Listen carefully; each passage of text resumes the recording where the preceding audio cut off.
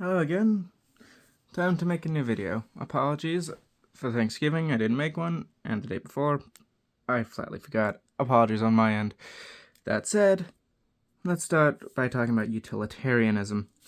Now, a lot of people, especially the more moralistic people, tend to oppose it due to the fact that it focuses on utility. Basically, when someone describes utilitarianism, they're trying to define a belief system based around entirely the usefulness of an idea.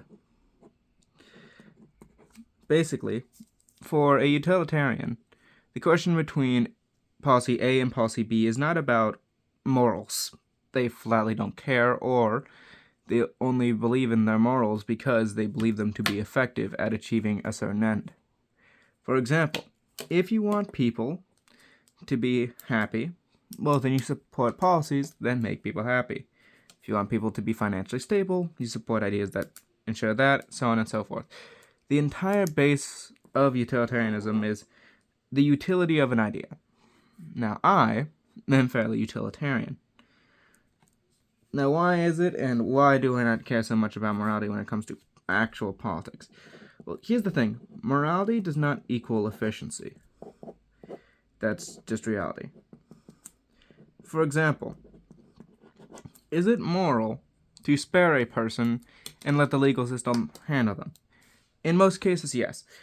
Unless you firmly believe that leaving that person to the courts is going to result in more people dying and thus more immoral acts being committed, it is moral to turn that person in and let justice be done legally through proper proof and courts. What's more efficient, though? Letting the courts handle it, or just putting that person in the ground?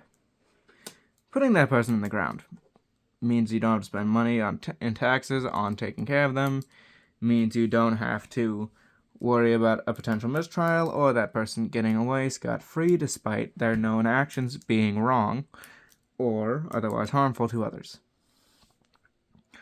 Now, even with that example, in the grand scheme of things, it is something I would support to have a firm basis in the rule of law, but not because of morality, but rather efficiency. If people trust that the courts will handle their case, hear it out properly, and, actually be given a fair shake, they will be more likely to turn themselves in for a minor crime in exchange for, say, some small cut in the time spent in jail or rehabilitation training. Or, in the case of others, they'll feel as though this country, whichever one we're talking about here, is consistent and they can trust in its stability. Rule of law promotes stability and discourages paramilitary action, which is very good for preventing a civil war. But the fact is, it is not always the most efficient at achieving a goal. That is just reality. The moral route is not always the most efficient route. The most moral route when it comes to getting rid of entitlement programs, for example, would be to slowly wean away from them so that you don't hurt people who are expecting this to be, theirs, because that is what the state promised them. The state made a commitment saying, you are entitled to this much. Now, a libertarian may say, well, they aren't because it's theft that is paying for it. And I can understand that argument, but regardless, that person made a deal not knowing, or at least not considering, that money to be stolen, especially for things like Social Security. So the moral route is to wean off that, put the money back in the people's hands, and resolve it, in a gradual manner. What's the most efficient way, though? Complete and immediate abolition of those programs and focus on paying off any remaining debts caused by those programs. That is the most efficient way. As one might imagine, I support the efficient way. I am not blind to suffering. I do not view the suffering as a good thing, but efficiency naturally results in the conclusion that we should get away from the bad habits and the bad policies as quickly as possible, even if it hurts, so that in the long term, we can afford these things privately and with great quality. That is what I want, fundamentally. And so, naturally, utilitarianism is best when it comes to results. Especially in cases like we are currently. Let's face it, our countries, in the West especially, but throughout the world, are stuck in problem after problem, crisis after crisis. We are not in the position fully to engage in moral acts to achieve the same results. We just aren't. As much as we may like to say, well, acting morally is still a good thing to do, and I agree in principle, you are not going to get out of 30 trillion in debt by going fully the moral route. You get out of 30 trillion in debt by going the efficient route, saying, how do we cut costs while raising revenue in such a degree that we can pay this off quickly and minimize the damage this does to our economy? That is why my policy for eventually abolishing taxation is so, shall I say, brutal. It involves large cuts to expenditure and large increases in taxation so that the situation is resolved quickly. It is not a moral act necessarily. It's an efficient one, with results that can allow for more moral actions in the future. Essentially, utilitarianism is almost necessary for any practical setup of a moral system, because you need a foundation, fundamentally of stability, before you shift into any system based on morality. Sure, the liberal worldview of colorblindness and everyone being equal and nice works when everything's stable, when people integrate into the society willingly, assimilate, and cooperate. We don't live in that world, though, so the liberal moral framework does not function in practice. Libertarianism, same thing. When states are willing to use force, violent force, to see their policies enacted, it does not matter how many assassins you send. It does not matter how efficiently you're able to field people. You don't have the manpower, and they have more than enough willingness to straight up murder you for you to be able to successfully establish any libertarian state for a long period of time. Fundamentally, that is reality. Moral systems can only exist within the realm of stability. When things are secure, when people don't need to worry for their property, their lives, or their freedom, can you build a truly moral state. And utilitarianism is the way to get there. Utilitarianism is the bridge.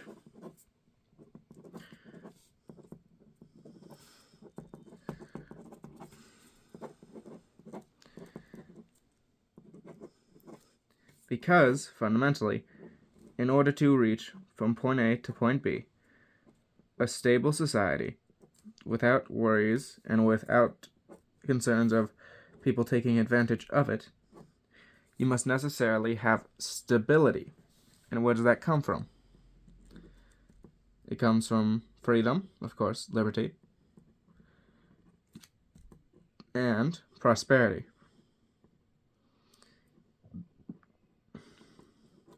The ability of people to afford for themselves a decent enough quality of life. It doesn't have to be perfect. You don't have to be able to spend like a millionaire. But to be able to afford a decent life without worrying about going paycheck to paycheck for the vast majority of people, that level of prosperity, that is what allows for moral systems to thrive.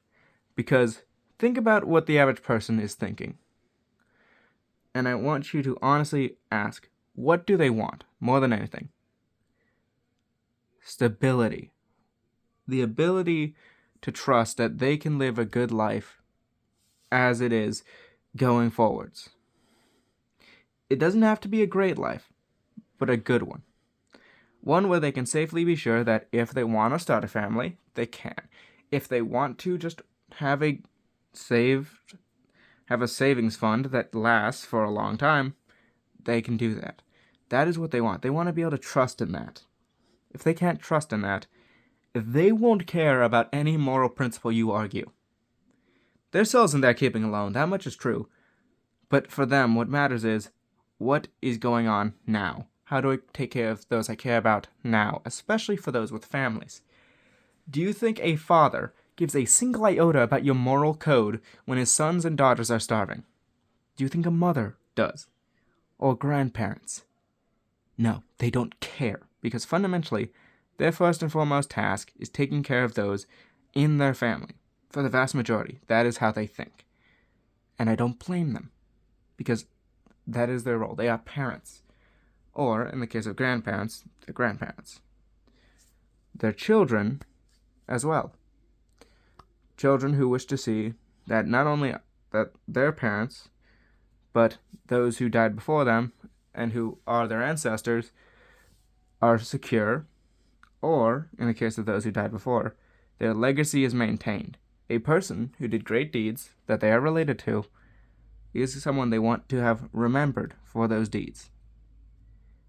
People want stability. They want the ability to safely maintain what they have and, within reason, be able to grow what they have. Your moral code, no matter how great, will not guarantee that for them. What they need, more than anything, is something that gets results. Something that ensures that by the time the policies are implemented and everything's done, they can safely count on the ability to have that. The ability to be secure in themselves and their finances, with the freedom to choose how to use it and ensure that it lasts. That is what they want, fundamentally. And as much as one may argue about any moral code, anyone at all, no one will care if they can't see the results. So whatever policy you want to implement, you could want to implement libertarianism. Maybe you want to make the perfect liberal state. Or who knows, maybe you want to establish fascism. Freak if I know. First and foremost, utility needs to be accounted for. The board needs to be set not by morals, but by efficient governance. Effective governance. If your government can show the people that it can get things done and ensures that they have the stability, economic flexibility, and growth alongside the liberty to do with that what they will, as long as they have those three things, they will allow you to govern on a moral principle. They will allow you to govern through a moral system. They will not allow you to do so under an inefficient or ineffective government. Do you want to know why? Because why should they trust that your moral code is the best when they can't even afford food? When they can't, within reason, trust that they're going to have their investments and their freedom in the next decade. If they can't trust you, if your government looks inefficient and it hasn't produced results, why would they trust that you would know what's moral? And that your arguments based on morality are anything other than mindless and utter wasteful preaching to the choir.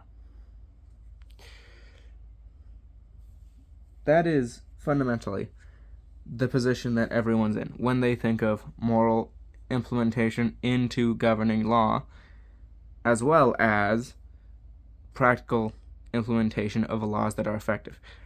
I may not believe that people should be coerced. I may not. That's just reality.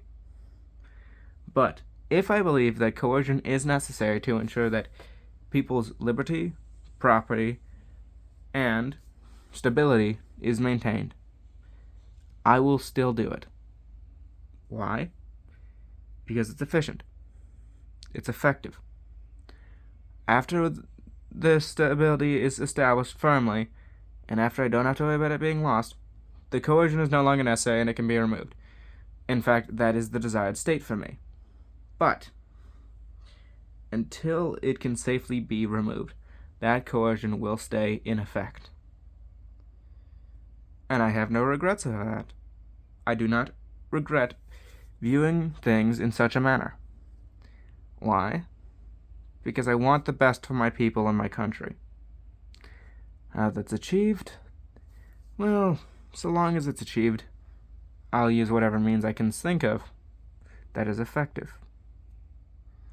And so, even if I believe that a certain moral code is correct, I will still accept what is necessary to achieve that which I desire. And I hope you do too. Anyways, have a good one. Thank you for listening.